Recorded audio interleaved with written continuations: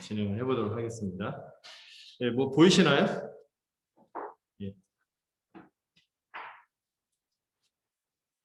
네, 먼저 복습을 하는 시간을 좀 가져보려 합니다. 첫 번째, 우리가 먼저 그 마태복음에 처음에 나오는 어떤 부분이죠? 족보의 부분을 좀 생각해 보려고 합니다. 이 족보에서는 세 가지가 담겨져 있다고 했죠. 선언, 연결, 상속. 상속의 자격.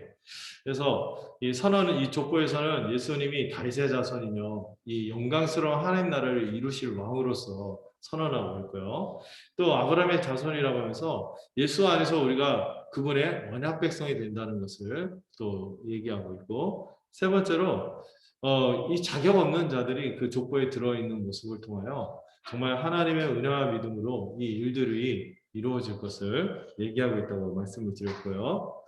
두 번째는 예수님의 동정녀 수태, 이 내용을 통해서도 특별히 여러 내용들이 있지만 예수님이 왜 동정녀의 몸에서 성령으로 태어나야 하는가? 그분이 중보자로서, 다른 말로 구원자로서 온전한 사람이고 온전한 하나님이시며 또 그리고 완전한 의인으로 오셔야 우리의 구원을 이루실 수 있기 때문이다. 그리고 그분의 이름이 왜 또 예수인데, 예수라는 이름이 흔하긴 했지만 특별히 천사가 그 예수의 이름을 해설을 해주세요. 그냥 일반적인 구원하셨다 이런 뜻이 아니라 어디로부터의 구원? 죄로부터의 구원이라 이 아주 명확한 설명을 해주시죠. 여러분, 죄에 대해서 우리가 깊게 생각하는데 여러분이 죄 때문에 우리가 이렇게 된 거 아니에요? 죄 때문에 이 인류 역사가 굉장히 어려워졌고 모든 것을 풀 수 있는 문제, 근원에는 이 죄가 있죠. 근데 이 죄의 형벌과 죄의 지배와 이 죄의 오염으로부터, 또 심지어 여기는 제가 다루지는 않지만 우리는 이런 형벌과 지배와 오염 가운데 있는 것조차도 우리는 인식을 못해요. 죄의 무지로부터. 이 모든 것으로부터 구원하신 분이 바로 예수님이시다. 이런 말씀을 나눴고, 그리고 왜 이렇게 죄로부터 구원하는 이 구원의 일을 하시는가? 이 구원하심에 있어서 우리 주님의 목적, 하나님의 온전한 목적이 뭐냐? 전체 성경에 나타난 나는 너의 하나님이 되겠고 너희는 내 백성이 될 것이다. 이 언약을 이루시려고 하는 것이죠. 그 언약의 핵심이 바로 뭐예요? 예수님의 또 다른 이름에서 선지자가 이사야가 예언했던 임마누엘의 약속이 성취되는 것이 바로 그분의 구원의 목적이다.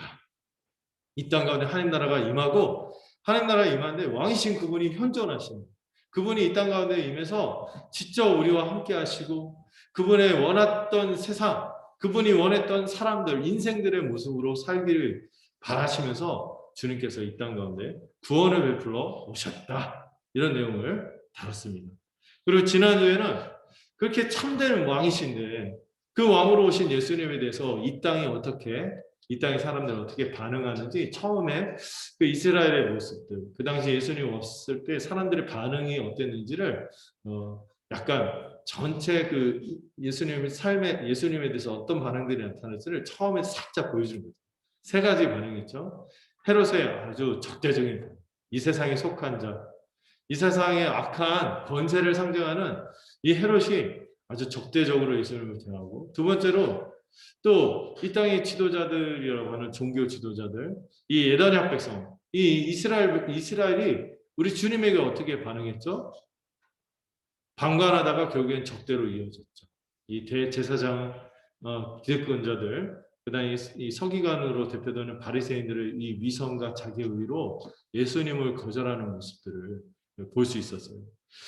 근데 생각지도 않은 이들이 갑자기 예수님을 찾아와서 황금과 유향과 모략을 드리는 것은 굉장한 경배를 하는 모습이 나타나는데, 이게 바로 갑자기 이 다윗 시대에 가장 영광스러웠을 때 천하만민 이방인들이 와서 그 하나님의 영광을 찬양했던 것처럼 이방 백성들이 우리 주님의 구원으로 말미암아, 우리 주님이 이루실 이 놀라운 은총으로 말미암아 경배하게 될 것을 미리 보여주는 그림이 바로 이 동방 박사들의 경배였다. 실로 다윗 언약이 성취된 거죠. 하나님 나라가 이루어질 거다. 이거를 보여주는 장면이 지난주의 말씀이었습니다. 오늘은 세 가지 구도로 오늘 본문을 다루려 하는데요. 오늘 끔찍한 사건이 벌어지고 또 예수님은 무력하게 여기 갔다 저기 갔다 막 이렇게 하고, 그래서 결국에 안착한 데가 나사렛이라는 촌동네에 거하시게 됐다. 이게 결론이에요. 이런 왕의 첫 출발치고는 굉장히 초라하고 비참한 모습을 보여주고 있는데, 그런데 이런 과정이 이 마태는 공들여서 3번이나 어떤 예언자의 예언이 성취되고 있는 과정이 있다. 이렇게 그려주고 있습니다. 이 첫 번째 보여주려고 하는 장면은 이 예언에 어떤 예언이 성취됐냐? 지금 새로운 출애굽이 벌어지고 있는 겁니다. 출애굽이 뭡니까? 애굽에서 하나님의 백성들이 노예 신세에서 허덕이고 살았는데, 거기서 이제 하나님의 백성으로 다시 재출발, 새롭게 출발하는 이 위대한 사건이 출애굽이죠. 그렇죠? 네. 그 출애굽이 이루어질 것을 바라보도록 하는 예언이 성취됐다. 이걸 얘기하고, 두 번째에서는 이 이스라엘이 또 한 번 어려움을 처했죠. 하나님의 백성들이. 언제? 쫄딱 망했잖아요. BC 586년 또 722년에 북이스라엘과 남유다가 다 쫄딱 망했는데, 그래서 포로로 끌려갔거든요. 이 포로로 끌려간 그림을 연결하는 그 예언을 말하면서 이 포로 신세에서 결국에 해방될 것을 또 바라보도록 하는 예언을 연결합니다. 약간 교묘하죠. 교묘하다기보다 정교하죠. 하나님의 백성의 이 불운의 역사, 불운이라고 하면 안 어울리나요? 하나님의 백성들이 참 그 비극 같은 사건들이 있었잖아요. 노예 신세였고 포로 신세였는데, 이 사건하고 우리 예수님의 생이 이런 표현을 쓰는 오마주 된다. 약간 겹쳐지는 이런 식으로 예수님의 생애를 그려나가면서 이스라엘과 예수님, 하나님의 백성들의 이 삶의 방향과 그들의 미래가 어떻게 될지를 예수님과 연결해서 보여주고 있습니다. 그리고 나서 마지막 예수님이 어떤 사람이다? 나사렛 사람이라는 칭호를 갖게 될 것에 대해서 얘기하는데, 이것도 뭐의 성취다? 예언의 성취다. 이 3가지 예언을 언급하면서 예수님의 삶하고 연결하면서 예수님이 바로 구약에 예언했던 그 사건들을 성취하는 분이라는 것을 아주 공들여서 보여주는 거예요. 자, 제가 처음부터 이게 전체 구도를 말씀드렸습니다. 그리고 나서 하나하나 좀 살펴보고자 하는데요. 먼저 우리가 예수님이 새로운 출애굽의 메시아라는 것을 이제 13절부터 15절에서 그려내고 있어요. 주의 사자가 이제 동방박사는 낌새를 차리고 하나님으로부터 직접 지시를 받고 헤롯을 피해서 고국으로 돌아갔어요. 그런 가운데 또 주님의 사자가 또 누구에게도 요셉에게도 꿈에 나타나서 이제 헤롯으로부터 피신하도록 지시를 내리는데, 이 박사들에게 이렇게 얘기하는 것으로 끝이지 않고 요셉에게도 하나님의 사자를 보내셔서 이 헤롯의 위험을 아주 상세하고 친절하게 그것을 피하도록 섬세하게 인도하시고 보호하시는 장면을 볼 수 있습니다. 이제 헤롯이 아기를 찾아 죽이려고 하니까 곧바로 지금 침상에서 일어나서 아기 예수님과 어머니 마리아를 데리고 애굽으로 피하여 다시 말씀하실 때까지 거기 있으라. 이게 이제 말씀을 하시는데, 그래서 이제 예수님과 가족들이 이제 애굽으로 피신합니다. 아이고, 잘못 눌렀네요. 베들레헴, 이쪽 오른쪽에 있는 그림이 거기가 이스라엘 지역이고요. 이거 보면 영어로 썼지만 다 알아볼 수 있죠. 이집트, 애굽으로 쭉 갔는데, 예수님이 어디로 갔냐고 많이들 이렇게 추정하냐면은 알렉산드리아 항구라는 곳으로 가셨다, 이렇게 추정을 해요. 이집트에서 유대인들이 가장 많이 거했던 것이 저 알렉산드리아 항구거든요. 이집트에. 여기에 아주 유명한 도서관도 있고, 거기 그 중간에 보면 엄청난 도서관도 있고, 항구 도시로 되게 유명했고, 아주 부의 상징이었죠. 그래서 유대인이 아마도 이 알렉산드리아 항구에 한 100만 명 정도 그 당시에 거했다고 하거든요. 그러니까 100만 명 정도 유대인이 살고 있으니까 그걸로 딱 들어가 버리면은 못 찾겠죠. 네. 그래서 이쪽으로 갔을 거다, 이렇게 얘기를 합니다. 거기다가 당시에 애굽 지역 사람들은 이스라엘에 대해서, 특히 유대인들에게 대해서는 굉장히 호의적이었다고 해요. 그래서 지낼 만한 곳이었죠. 그래서 요셉은 바로 꿈에서 깨어나서 이 한밤중에 다시 이 아기와 마리아를 데리고 애굽으로 떠나서 헤롯이 죽을 때까지 이 알렉산드리아라는 곳에서 거했을 거다 이렇게 봅니다. 여기 그 당시 항구인데요. 굉장히 크고 제가 실제 사진을 보니까 굉장히 그 알렉산드리아라는 도시가 세련되고 굉장히 괜찮습니다. 지금 제가 이게 조감도처럼 이렇게 했는데 지금도 그 알렉산드리아 항구 사진을 보면요. 굉장히 아름다워요. 굉장히 멋집니다.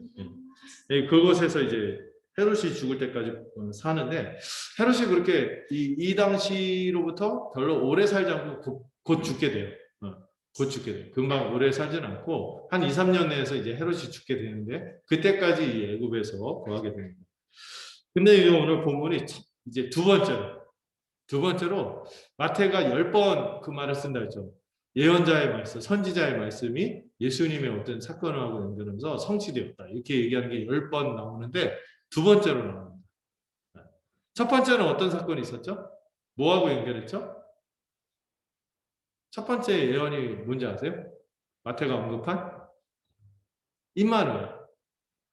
임마누엘 예언이 성취됐다 하고 이거 두 번째는 호세아서 11장 1절의 말씀이 성취되었다고 설명하고 있습니다. 이 호세아서 11장 1절의 내용을 좀 볼까요? 오늘 본문 여기 인용한 거하고 거의 같습니다. 이스라엘이 어렸을 때 내가 사랑하여 내 아들을 애굽에서 불러냈거늘 하는 말씀이 주어졌죠. 자, 이 말씀이 무슨 뜻일까요? 이 호세아 선지자는 참 기구한 사람이죠. 거의 결혼 생각 없이 살고 있었는데 갑자기 하나님이 결혼을 하라. 결혼했는데 어떤 사람하고 결혼해? 몸을 파는 창녀하고 결혼을 하래. 근데 이 여자가 결혼하면은 개가천선을 해야 되는데 계속 딴 여자가 아니죠. 딴 남자 만나고 딴 남자 만나서 얘기를 하고 막 이런 일이 막 계속 벌어지는데 이를 통하여 이 선지자가 뭐를 겪는 거예요? 하나님의 심정이 어떤지. 하나님이 이스라엘과 언약을 맺었잖아요. 이스라엘과 언약을 맺었는데 왜 언약을 맺은 이스라엘이 하나님께 신실하지 남편 대신 하나님께 신실하지 않고 자꾸 다른 우상을 찾는 거예요. 바알을 섬기고 별의 신을 섬기고 그모스를 섬기고 사악한 그 주변의 신들을 막 섬기고 타락하는 모습을 보면서 그 하나님의 마음이 어떤지 선지자로 느끼게끔 그런 일을 이제 겪게 하는데 이 특별히 호세아서 11장에는 제가 굉장히 사랑하는 말씀이 좀 많아요. 그게 절절합니다. 호세아서 11장. 근데 이 1절이 어떤 표현이냐면은 하나님이 과거를 회고하는 거예요.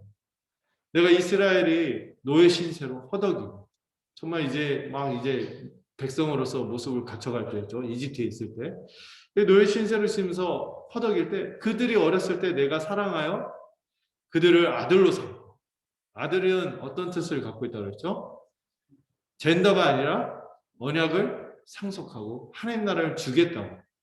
그 하나님의 백성들 그 약속의 땅, 적과 꿀이 흐르는 가나안 땅으로 가서 복된 하나님 나라를 누리도록 상속하겠다.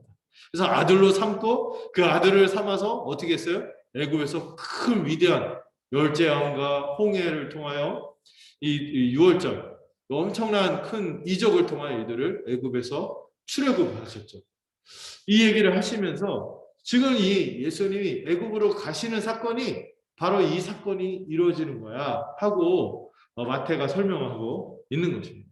호세아가 지금 이 얘기를 한 거는 이 과거를 회고하면서 그들이 타락해서 그랬지만 하나님이 이전에도 살아가셨듯이 결코 내가 너희를 어떻게 버리겠냐 이런 얘기를 해요. 호세아서 11장. 너희들이 그렇게 타락하고 엉망으로 해도 이 소돔 근처에 있었던 아드마 스보인처럼 그렇게 멸망하게 내가 너희를 내버려 두겠느냐.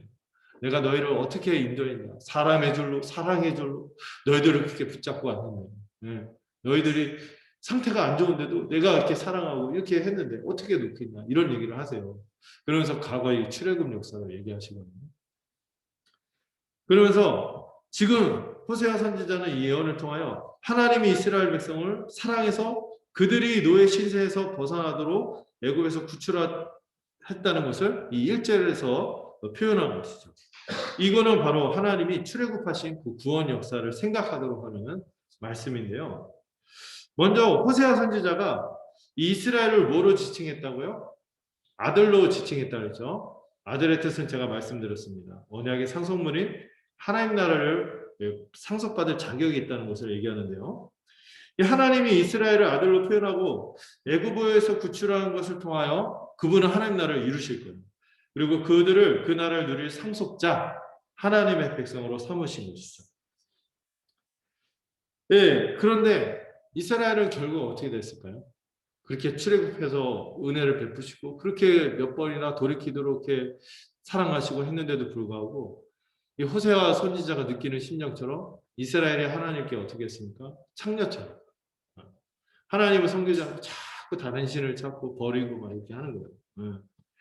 그래서 이것을 불순종한 것을 실패한 것을 슬퍼하고 이스라엘은 실제로 역사 속에서 어떻게 됐어요?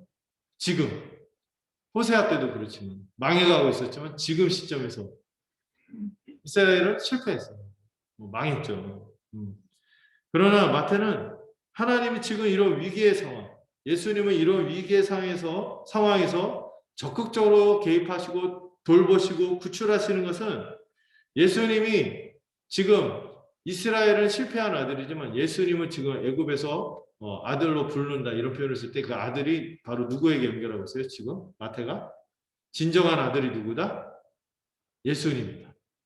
예수님이 진정한 상속자 하나님 나라를 누릴 자격이 있는 참된 아들이다. 이렇게 설명을 하는 거예요. 적극적으로 이렇게 연결해서 생각하는 거죠. 옛 실패한 이스라엘이 아니라 예수님이 이 사건을 통해서 지금 마태가 의도하는 것은 예수님이 진정한 아들이라는 거예요. 하나님 나라를 세우실 진정한 아들이라는 표현을 쓰는 거고요. 예수님이 참되고 새로운 이스라엘을 이루실 분이기 때문에 예수님을 믿는 신자는 또한 그분 안에서 참된 상속자가 될 거예요. 지금 마태는 하나님이 예수님을 위기에서 구출하심으로 예수님을 통해 만들어질 새로운 이스라엘, 하나님의 백성들을 이제 이끌어내서 새로운 출애굽의 구원을 이루실 것을 전망하도록 이 호세아서의 말씀을 예수님에게 적용하는 것이죠. 또한 마태는 앞에서 족보에서 예수님을 누구의 자손이라고 소개했었죠? 둘이 있었죠? 누구의 자손? 다윗의 자손? 아브라함의 자손. 이렇게 연결했어요. 근데 여기서는 지금 예수님 마치 누구인 것처럼 연상하도록 여러분 출애굽의 역사를 이렇게 이끌도록 하나님이 보내신 사람이 누구였죠? 모세였죠. 네. 이 모세의 모습을 예수님하고 이렇게 오마주하는 거죠. 네. 예수님과 연결해서 보여주는 거예요. 새로운 모세로, 새로운 출애굽의 역사를 일으킬 모세로 연결하는 것입니다. 예수님은 모세처럼 하나님이 자기 백성을 구출하도록 보냄받은 분이고 그분이 진정한 하나님의 아들이에요. 이 하나님 나라를 가져다 주실 진정한 자격이 있는 분이야 하고 이렇게 연결해서 호세아 선지자 예언을 붙이는 거죠.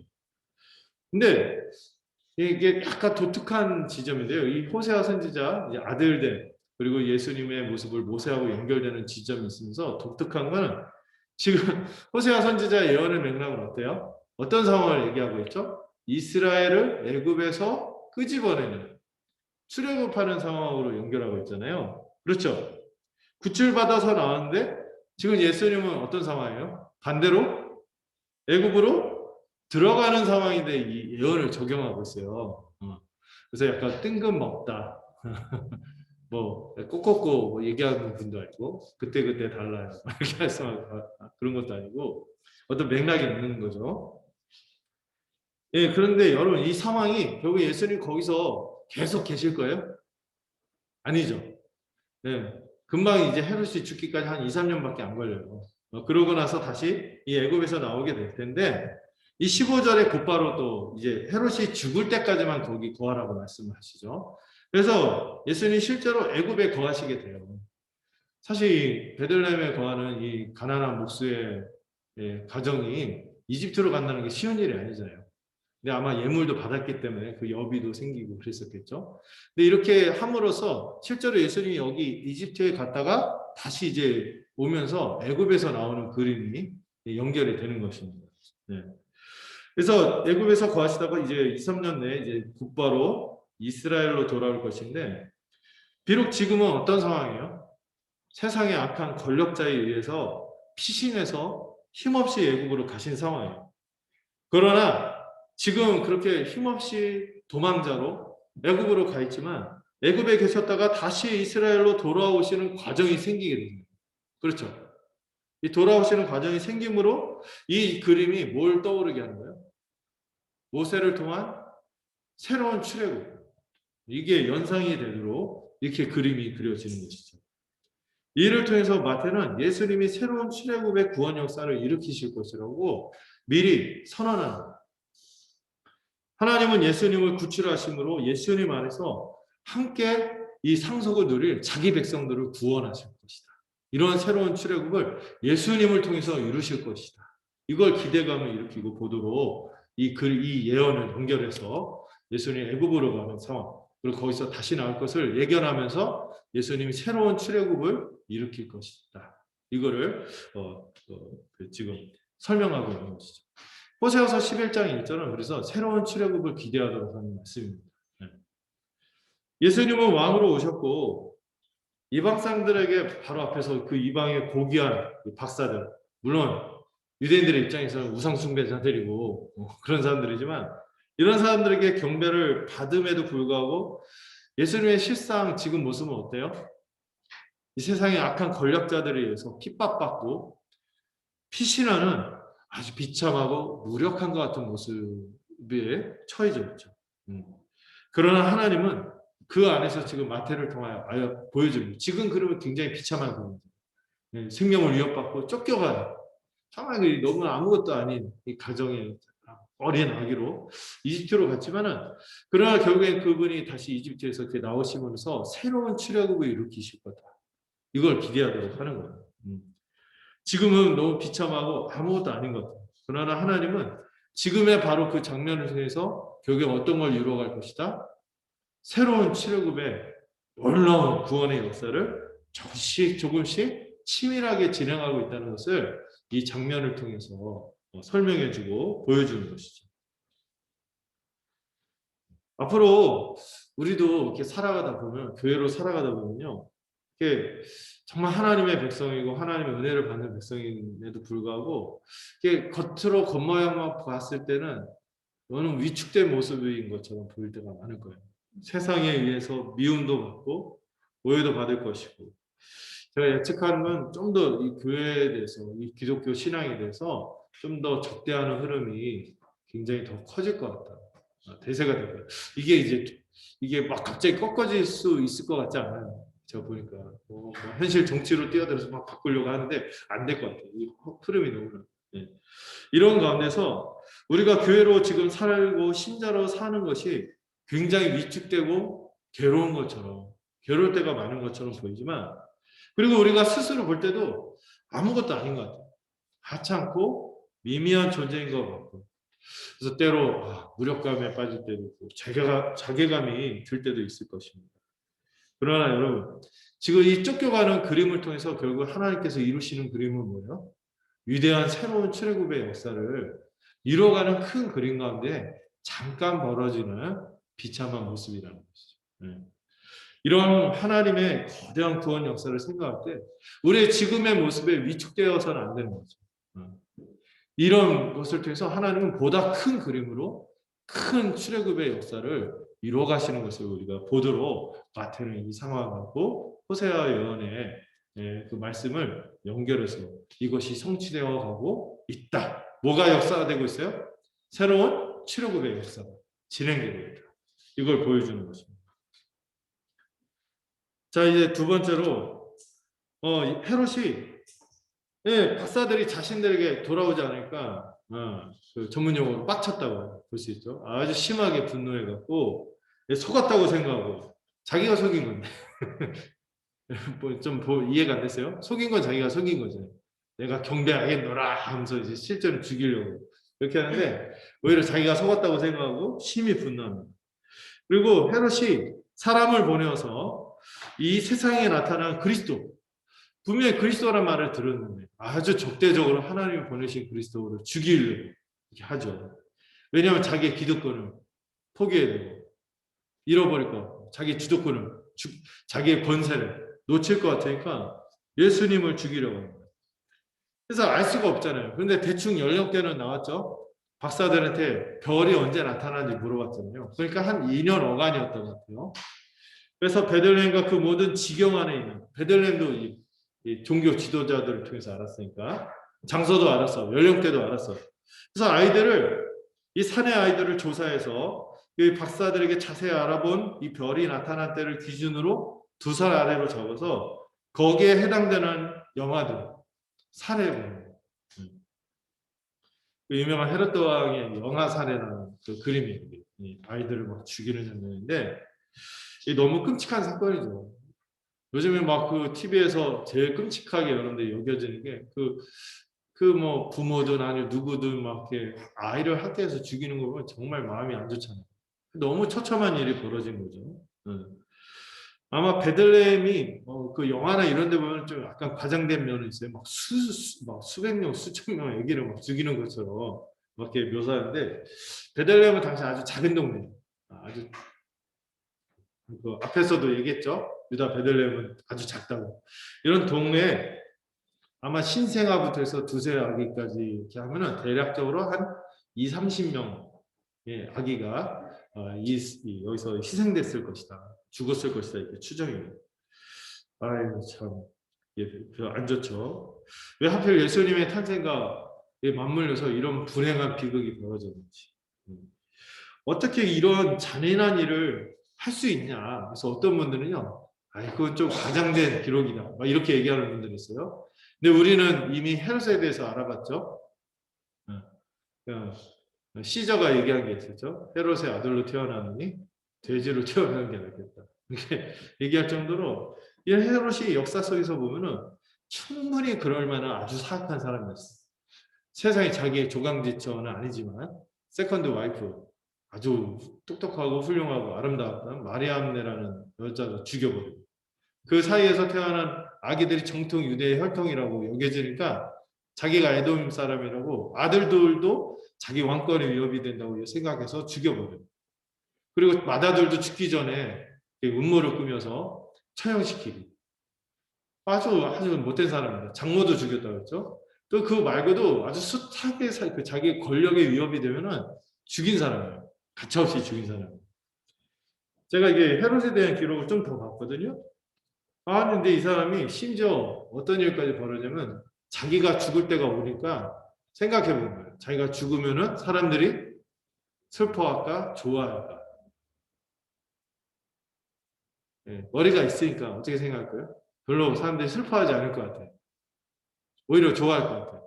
그래서 어떤 일을 꾸몄냐면은 유대 지도자들을 음모를 꾸며서 2,000명을 모아서 십자가에 처형시켜야 됐어요.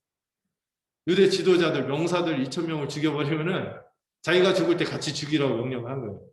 그래서 자기 때문에 슬퍼하여 울지는 않아도 이 사람들 때문에 울면은 자기 죽음도 애도하게 되는 거니까 그런 일까지 벌인 사람이 이 사람이에요.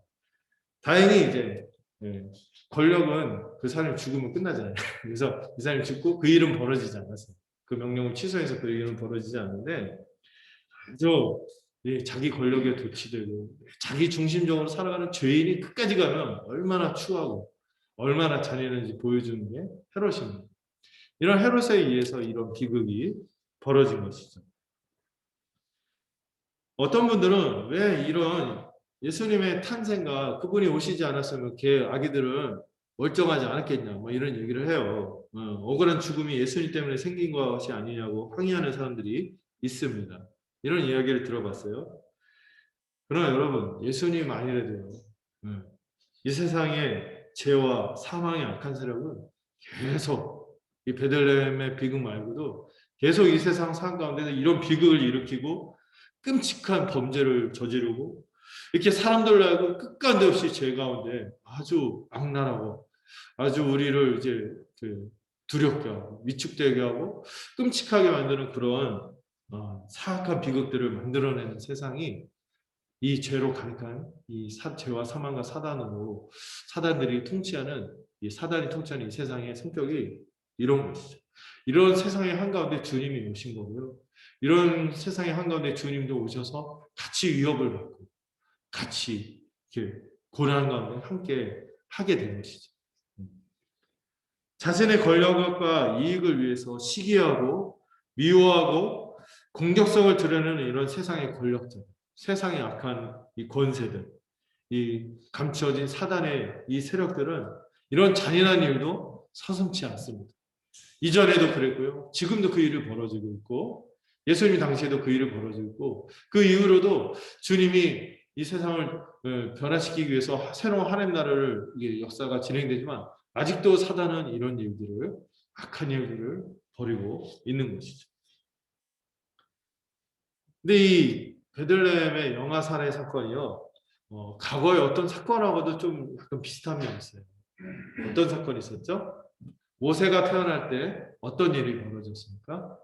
이집트의 바로가 이스라엘 사람들이 다만 인구가 많아진다고 이민자들이 왜 이렇게 이주자들이 왜 이렇게 외국인들이 이렇게 와서 설쳐하면서 산하 제한 정책을 의미로 행하는데 그냥 막 피임시키고 이런 게 아니었죠. 애가 태어났는데 남자이면은 죽이고 여자이면 살리는. 그 남자이면 막 나이가 집어던지면 죽여버리거나 칼로 쳐서 죽이거나 아주 잔인한 일을 벌입니다. 네. 그 상황에서 하나님이 지금 어떻게 했어요? 이스라엘을 구출할 모세를 보호하시기 위해서 아주 모세를 이집트의 공주에서 건져지게 해서 구출하시는 그런 그림이 있지 않습니까? 근데 지금은 예수님도 지금 또 누구하고 연결이 돼요? 모세하고 비슷한 그림이 그려진 거죠. 악한 권세의 유혹과 공격에서 구출받는 그림으로 예수님이 정말 새로운 출애굽을 일으키실 그분이 맞구나 하는 것을 그려가는 것입니다. 그리고 또한 세상의 악한 권세는 과거에도 그랬듯이 지금도 생명을 살리는 것이 아니라 자기를 위하여 다른 자들의 생명을 해하는 그런 악한 일들을 계속 역사 속에서 진행하고 있는 것을 볼 수 있어요. 이걸 갖다가 예수님 때문에 왜 그 애들이 죽냐 이렇게 얘기하면 말도 안 되는 거죠. 책임은 엉뚱한 데 돌리는 거죠. 그러나 이 모세가 그때 당시 이제 구원을 받았잖아요. 그때까지 이스라엘 백성은 여전히 어떤 신세였습니까? 노예 신세에서 벗어나지 못하고 고통을 당했습니다. 예수님도 공적으로 사역을 시작하기까지는 하나님의 백성들은 여전히 포로 신세에서 벗어나지 못했죠. 그 땅에는 돌아왔지만 바벨론에서는 돌아왔지만 그 땅에 있으면서도 여전히 이방의 악한 왕들에 의해서 또 로마에서 임의로 임명된 헤로드 대왕이 얼마나 악한 왕입니까? 그 왕에 의해서 신음하면서 그 악한 통치 아래서 살아가고 있었죠. 헤롯과 같이 이 세상의 권세를 잡은 악한 세력들은 이 하나님의 백성들에게 고난을 당하게 하고 고통을 당하게 합니다. 마태는 이 애굽의 노예 시절의 고통에서 또 다른 고통의 시절을 떠올리도록 지금 또 새로운 또 예언의 말씀을 가지고 와서 지금 이 베들레헴의 비극과 연결해서 설명하고 있어요. 그게 뭐냐면 예레미야서 31장 15절에서 17절의 예언인데요. 먼저 이 15절의 내용을 여기서 또 세 번째로 예언자의 선지자의 말씀이 성취되고 있다. 그래서 이 베들레헴의 비극과 연결하고 있어요. 근데 지금 이 베들레헴의 비극과 지금 예레미야 선지자의 이 말씀은 뭐를 연결하는 거냐면 바로 아수르와 바벨론에서 포로 신세가 된 하나님의 백성들의 처지하고 이 베들레헴의 비극을 연결해서 설명하고 있어요. 한번 이 본문을 볼까요? 예레미야서 31장 15절 화면으로 보이시죠? 한번 읽어볼까요? 시작. 여호와께서 이와 같이 말씀하십니다. 마음에서 슬퍼하며哭하는 소리가 들리고 나의 그가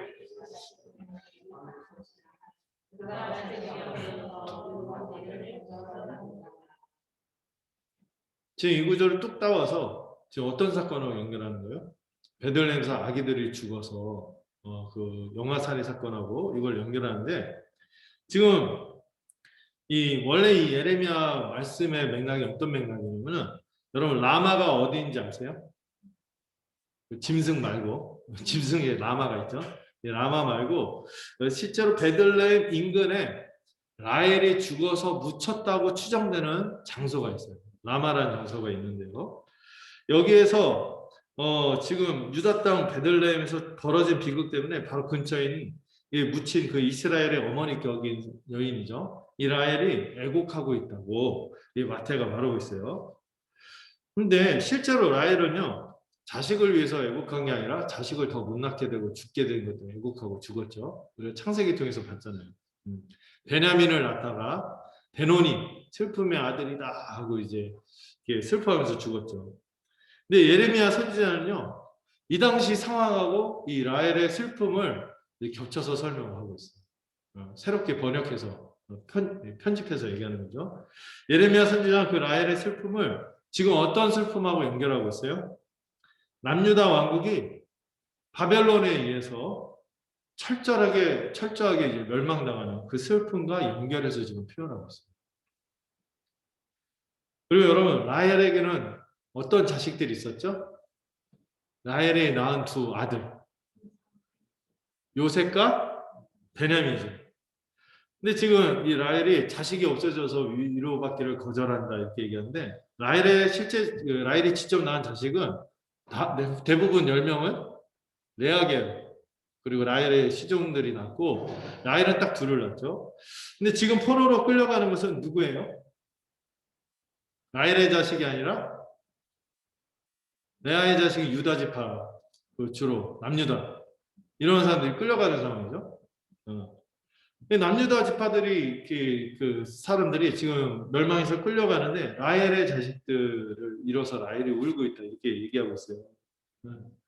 근데 그래서 이거를 많은 분들이 지금 라헬의 자식이 그 요셉과 베냐민만 얘기하는 것이 아니라 지금 이 남유다가 망해서 가는 상황에 이걸 하는 거는 지금 남유다가 망한 상황만 얘기하는 게 아니다.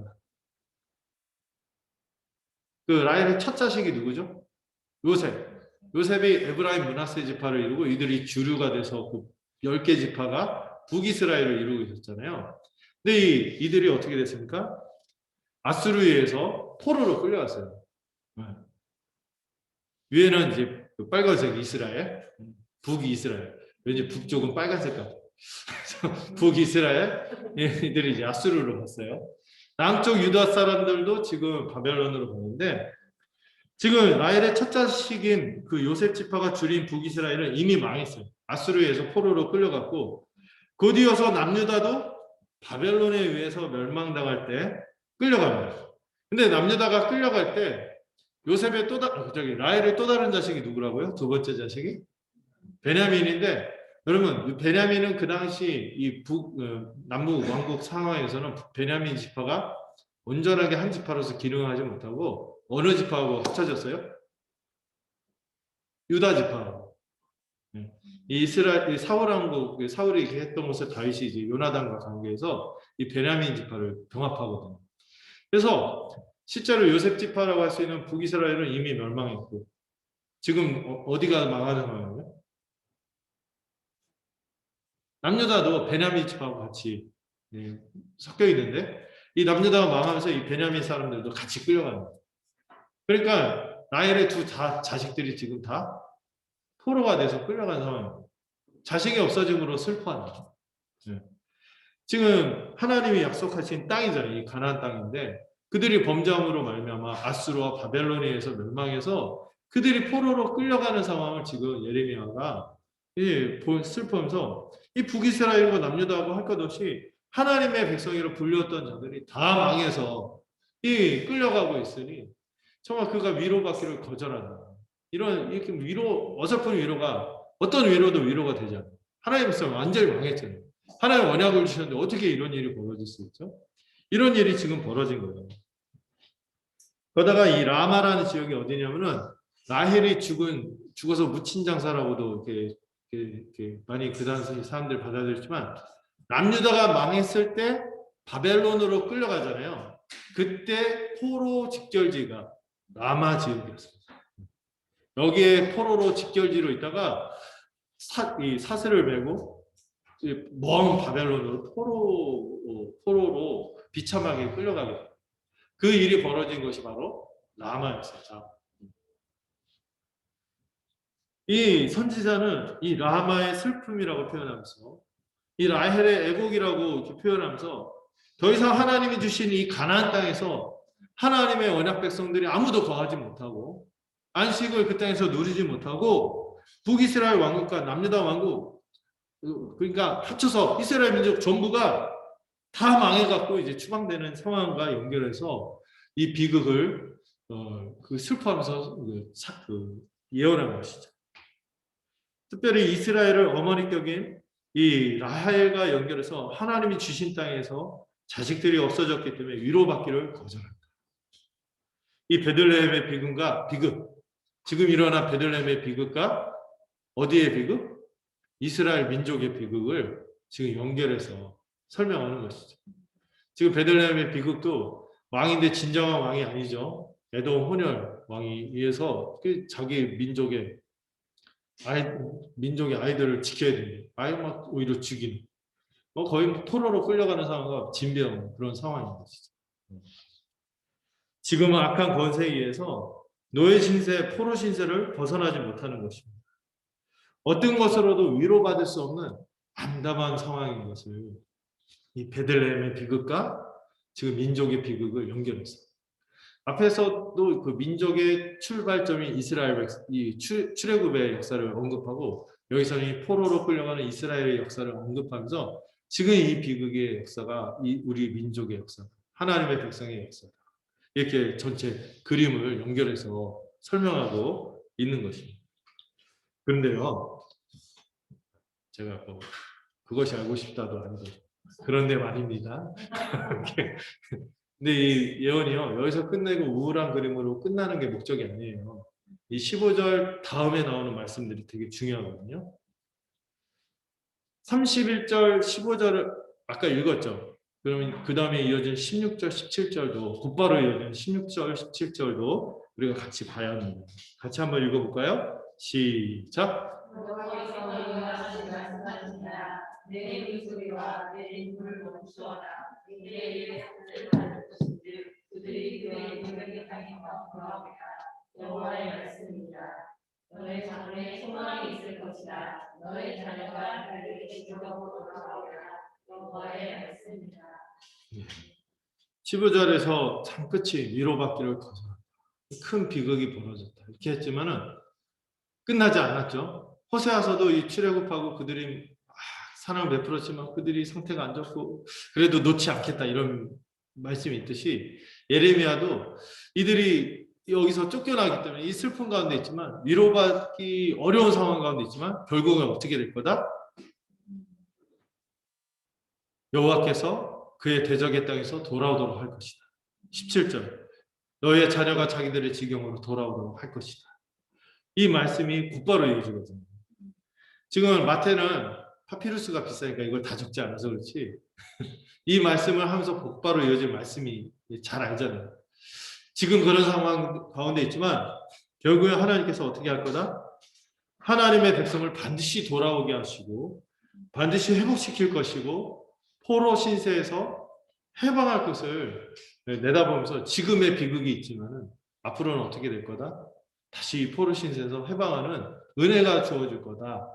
이거를 지금 이 베들레헴 비극 사건과 연결하면서 예수님을 통하여 다시 새로운 출애굽의 역사가 이루어지듯이 다시 포로 신세, 이스라엘 사람들은 지금도 자기들이 포로 기회 가운데 있다고 인식했거든요. 아직도 이민족의 지배에서 벗어나지 못한 이런 포로 신세에서 해방할 날이 올 거다. 이걸 기대하도록 이 본문을 연결한 것입니다. 마태는 지금 하나님의 백성이 당하는 이 자기 민족의 역사죠. 이 고통스러운 구약의 역사를 쭉 읊어갑니다. 쭉 연결하는 거죠. 그래서 예수님의 지금 처한 상황과 정교하게 연결하면서 예수님의 개인사와 이스라엘의 민족사를 같이 아울러서 설명합니다.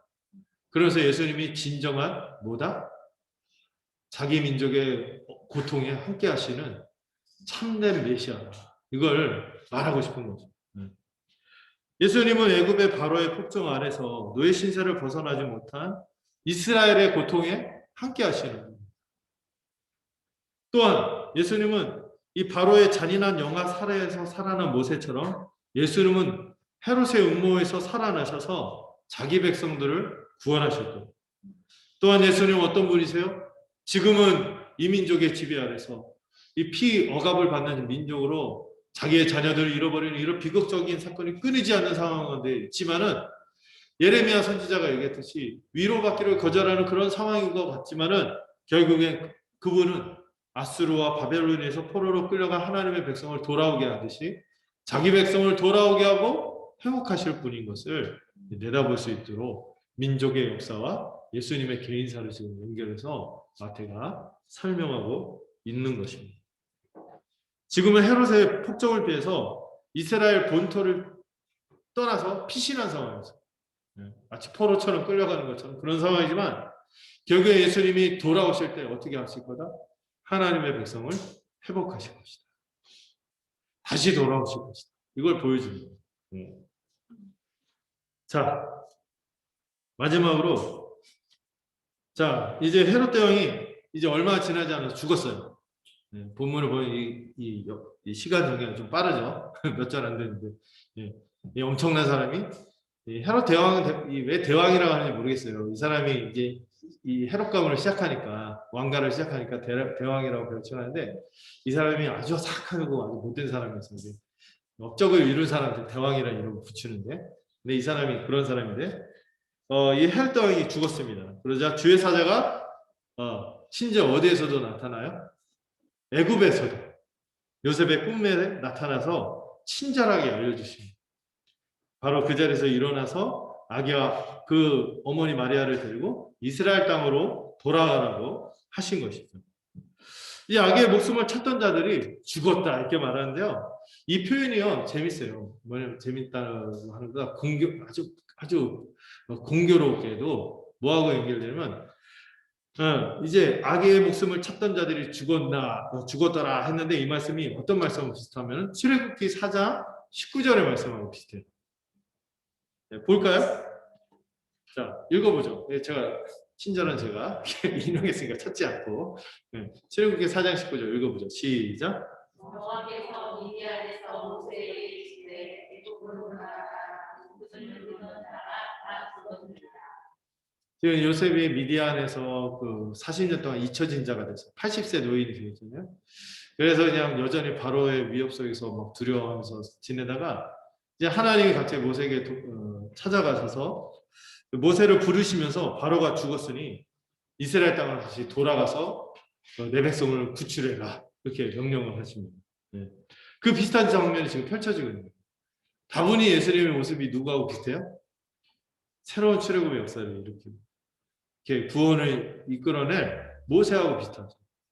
그리고 여러분 이게 바벨론 포로에서 해방되는 것도 이스라엘 사람들은 어떻게 표현하는 걸 좋아했냐면 새로운 출애굽이다.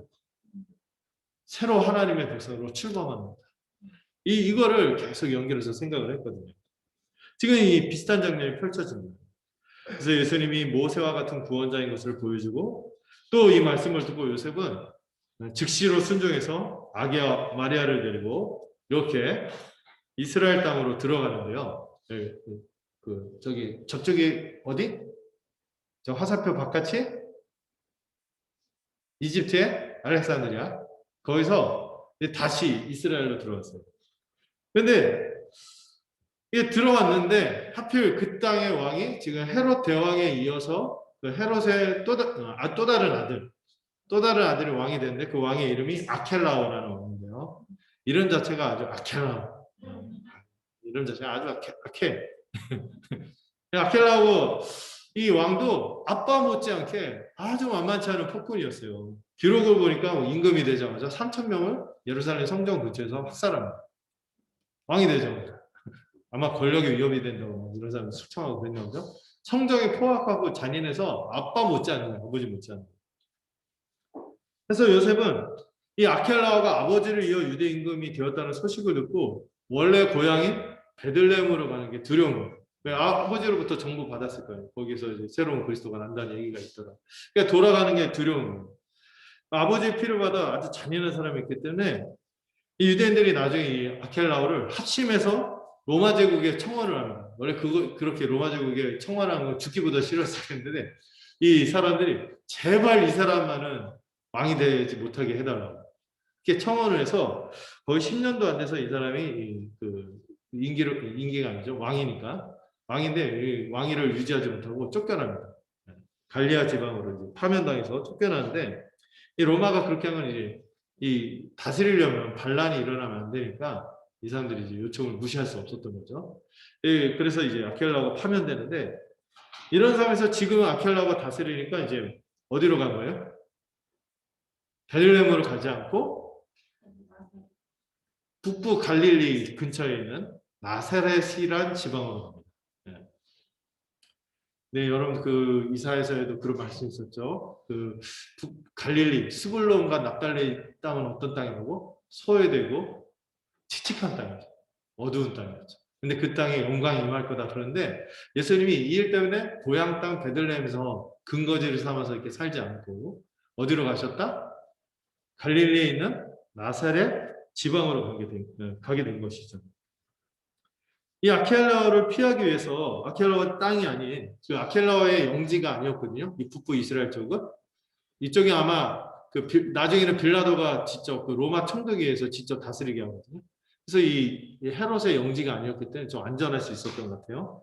이 북부 갈릴리 지방의 나사렛이라는 곳으로 가서 살게 됩니다. 근데 이 일로 예수님이 어디에서 자라게 됐어요? 나사렛에서 자라게 됐고 그곳 출신이 됩니다. 그래서 이제 마태는 어떤 얘기를 하냐면은 예수님이 뭐라고 불려질 것이다 라는 예언이 성취되었다. 누구라? 나사렛 사람이라 불리우는 그 예언이 이 일로 인해서 성취되었다. 하고 예수님의 개인사를 이 예수님의 그 구약의 예언하고 연결해서 성취되었다고 얘기를 하는 거예요.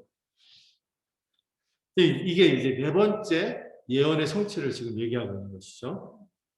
그런데요, 이게 좀 어려운 문제가 아무리 구약의 예언을 눈 씻고 찾아봐도 나사렛 메시아가 나사렛 사람이라 불리울 것이다. 이런 예언이 있다 없다? 없어요. 이런 예언이 없어요. 구약에 아무리 봐도 나사렛 사람이라 칭할 것이다. 이런 표현 자체가 없어요. 그래서 아이 이 마태가 착각했나 하고 막 그렇게 얘기하는 분들도 봤는데 그런 게 아니죠. 그래서 두 가지 가능성인데 이 두 가지 가능성은 다 둘 다 맞는 것 같아요. 첫 번째, 이거는 이사야서 11장 1절 말씀의 성취다. 여기 제가 찾아보지 않아도 돼요. 친절한 제가 다 볼 수 있도록. 한번 읽어볼까요? 11장 1절부터 3절까지. 읽어보죠. 시작. 이세 줄기에서 한 쌍이 나서 그 뿌리에서 한 가지가 나서 결실할 것이요 그의 여호와의 영 곧 지혜와 청명의 영이요 고략과 재능의 영이요 지식과 여호와를 경외하는 영이 넘치시니 그가 여호와를 경외하므로 그로 회사하는 것이요 그의 보이는 대로 심판하지 아니하며 그의 귀에 들리는 대로 판단하지 아니하며. 이사야서 11장은 이제 메시아의 탄생을 예고하는 대표적인 내용인데요. 여기서 이새 줄기에서 한 싹이 나며 그 뿌리에서 뭐가 난다? 한 가지가 나서 결실할 것이요. 이런 표현인데 이 한 가지라는 표현이 히브리어로 네체르라고 발음이 돼요. 네체르. 그래서 그 메시아를 표현할 때 이세 가지 이런 관용어로도 썼거든요. 이 11장 1절을 가지고. 그러니까 예수님이 뭐라고 선언하는 거예요? 이세의 가지로서 다윗의 자손으로 오실 메시아의 예언이 성취되었다. 이거를 나사렛 사람이다. 네체르 이세의 가지다. 이렇게 표현하는 것으로 보는 견해가 있어요. 이세의 한 가지는 메시아에 대한 고유한 표현이거든요. 이 네체르 한 가지가 네체르이기 때문에 네체르가 헬라식으로 발음하면 나사렛 메시아도 그리스도 이렇게 발음이 되니까 네체르에서 약간 발음도 비슷하게 해서 나사렛 사람으로 발음한 것이 아니냐 이렇게 보는 설명이 있어요. 근데 이것도 굉장히 유력한 설명인데 저는 이거보다 더 유력한 설명이 있다고 생각합니다. 이거하고 연결하면서 예수는 메시아가 맞죠. 이세의 가지가 맞죠. 나사렛 사람이 맞아요. 네체르가 맞아요. 근데 이거보다 더 직접적으로 더 맞는 설명이 뭐라고 생각하냐면 여러분 당시 나사렛 사람이란 표현이 당시에 갖던 이미지가 어떤 건지 아세요? 아세요? 네. 나사렛 사람. 나사렛은 지역이잖아요. 구체적으로 있었던 지역이죠. 그 지역 사람 하면은 사람들이 가졌던 이미지가 있어요. 예, 여러분 당시 나사렛의 이미지는 제가 지난주에 얘기했죠. 여러분들 생각 아주 천하고 아주 거기 예를 들어서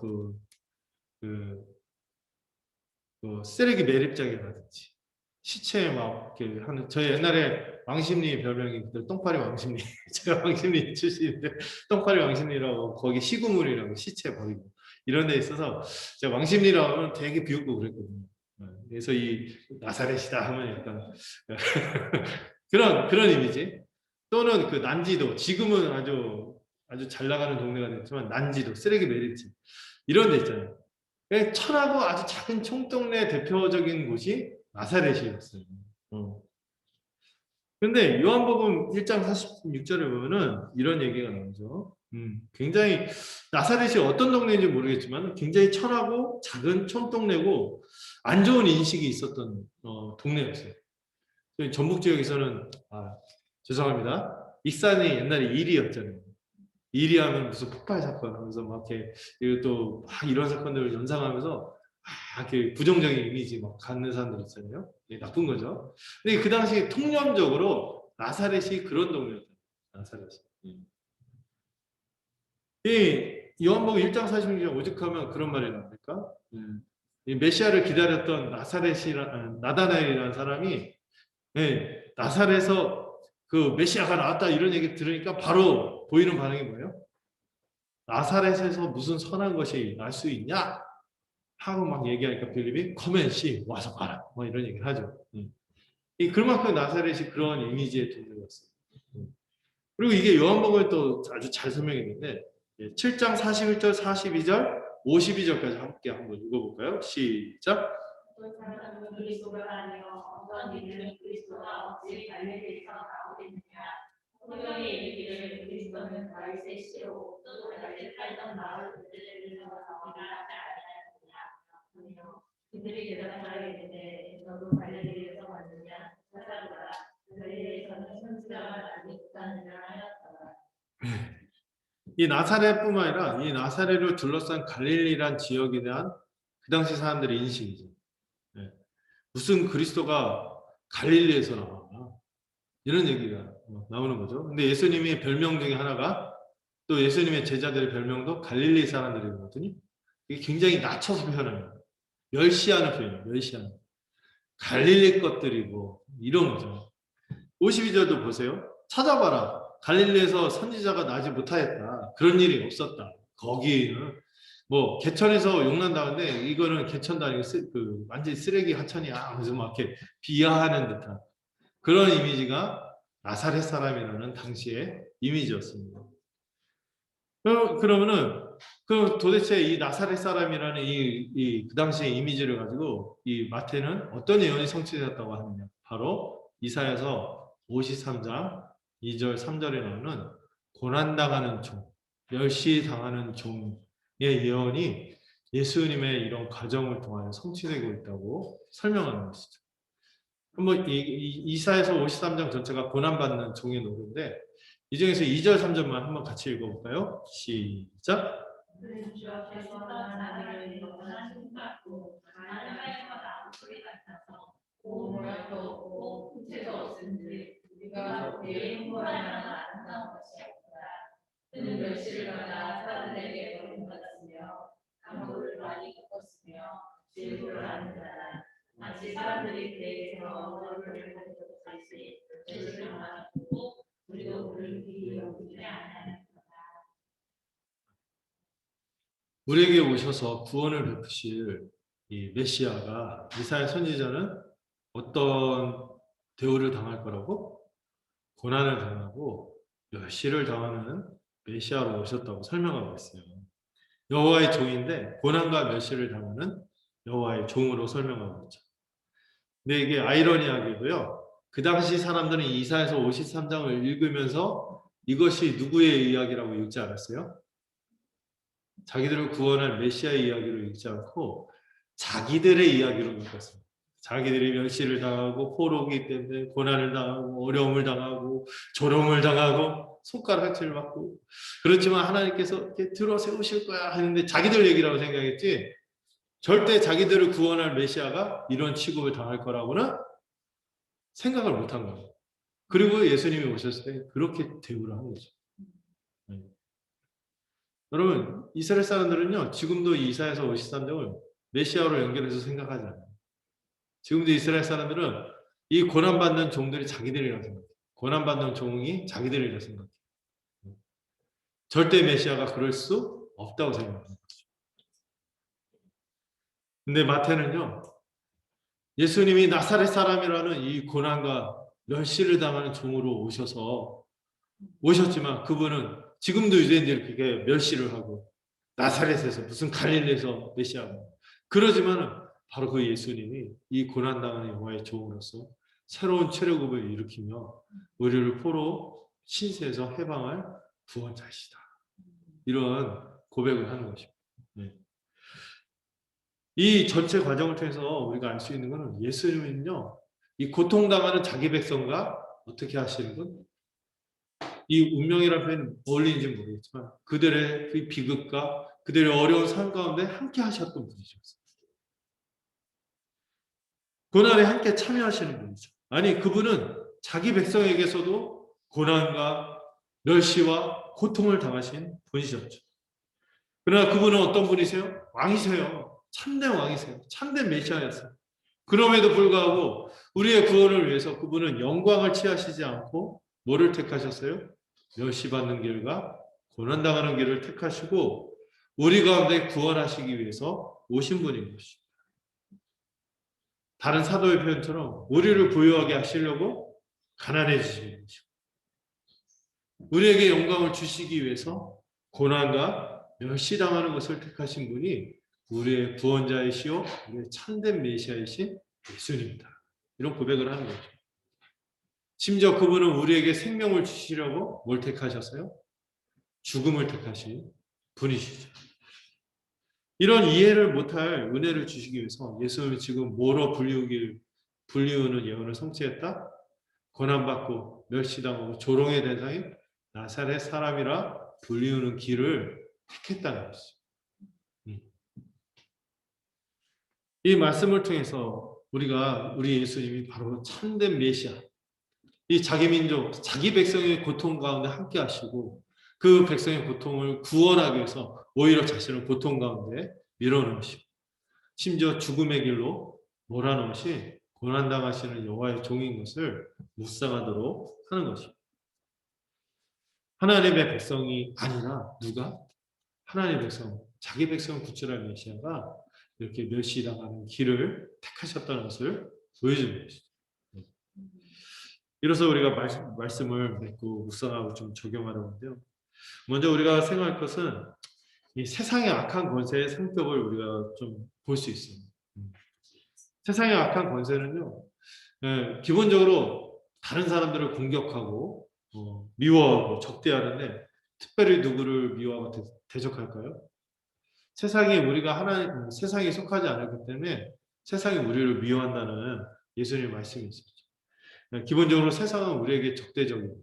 우호적이지 않고 그렇다 할지라도 우리가 이 전체 과정에서 지금 우리가 위축되는 것 같고 어려운 것 같지만은 큰 그림에서는 하나님은 무엇을 이루어가세요?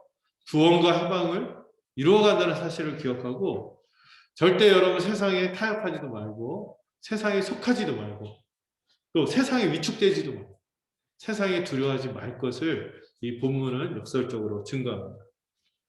두 번째로 예수님 어떤 분이세요? 우리와 함께 우리를 위해 고난과 멸시를 당하신 주님인 것을 우리가 이 본문을 통해서 묵상해야 합니다. 어떤 분들은 우리가 마땅히 신자로서 당해야 되는 고난, 비용 계산 이런 것들을 생각 안 하는 경우들이 많아요.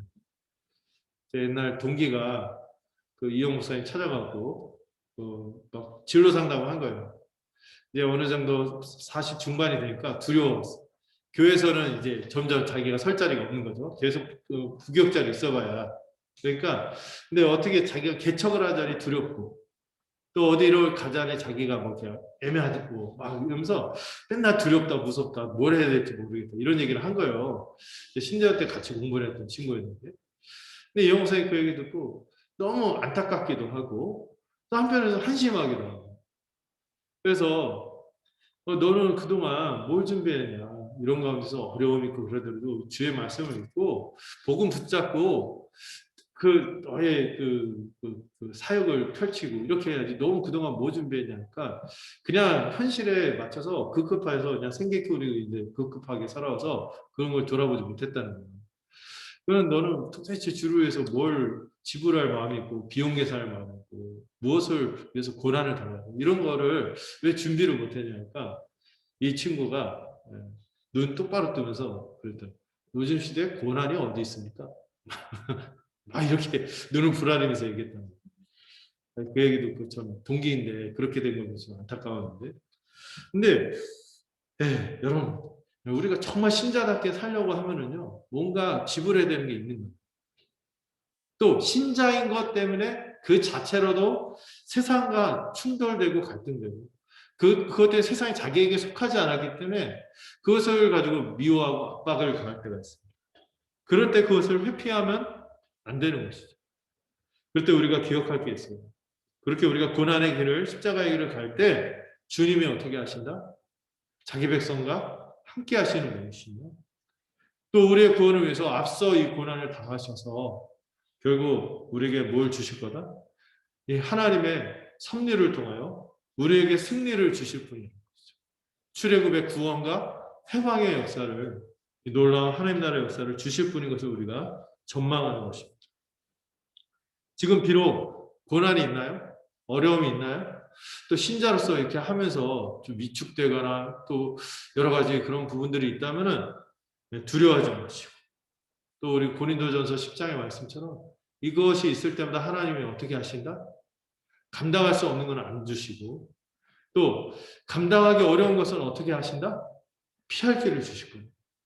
그리고 결국에 궁극적으로는 우리로 하여금 뭐를 맛보도록 이 놀라운 하나님 나라의 구원의 역사, 이 해방의 역사를 맛보게 하실 우리 주님의 이 큰 그림의 역사를 기억해요. 지금 당장 그림은 좀 위축되어 있나요? 피신하고 언제 그 어떤 손해를 볼지 모르는 두려움 이런 것들 가운데 혹시 마음이 막 정함이 없고 막 흔들린다면 여러분 좀 생각을 틔우세요. 지금 이런 어려운 상황 가운데서 하나님이 이루시는 구원의 역사는 어떻게 해요? 한 점도 물러섬 없이 치밀하게 거대한 구원 역사가 이루어지고 있는 것입니다. 우리 삶을 이런 큰 구원의 역사로 해석하고 결국에 하나님께서 섭리를 신실하게 베푸실 것을 기대하면서 하루하루 일상을 힘있게 살아가는 여러분들이 되시기를 간절히 소망합니다. 기도하겠습니다. 하나님 아버지 감사드립니다. 오늘도 이 말씀을 통하여 우리가 살아가는 삶을 보게 하시고 우리가 살아가는 이 영적 현실이 어떤 것인지 제대로 볼 수 있도록 인도하시니 감사드립니다. 오늘 말씀을 통하여 이 세상은 여전히 악하고 사단의 권세와 죄와 사망의 권세가 압박하고 있는 세상이죠. 그러나 우리 그리스도 예수의 큰 승리를 인하여 그들은 패잔병이 되었고 우리는 비록 여러 가지 그 어려운 가운데서 여전히 비용을 지불하고 고난과 어려운 가운데 있지만 그러나 우리가 이 세상을 두려워할 필요도 없고 또 세상이 주는 이 달콤한 유혹에 넘어가지 않을 것은 우리 주님이 이미 승리하셨다는 사실을 기억하기 때문입니다. 우리가 때로 어려움이 있을 때마다 우리 주님이 우리와 함께 하십니다. 우리를 위해 심지어 멸시와 고난까지 자처하시고 당하신 분인 것을 기억하며 또 그것으로 인해서 오히려 승리하신 분인 것을 기억하며 우리의 오늘의 현실을 또 힘있게 살아가는 하나님의 백성이 되도록 인도하여 주시옵소서. 모든 것을 주님께 의탁하고 예수 그리스도의 이름으로 기도드렸습니다. 같이 363장 찬양하도록 하겠습니다.